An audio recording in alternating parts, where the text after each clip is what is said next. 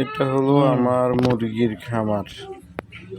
বর্তমান করুণ দশা, বাজারের পরিস্থিতি খুবই খারাপ, তাই খামার ভাঙিয়ে এলাই দিছি।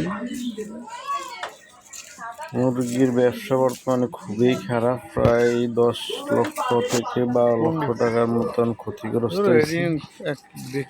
এখন ব্যবসা বাদ দিয়ে দিছি, সামনের দিকে ভবিষ্যৎ দেখি মুরগির ভবিষ্যৎ খুবই খারাপ সামনের দিকে, তাই দ্রুত বাদ দিয়ে দিছি।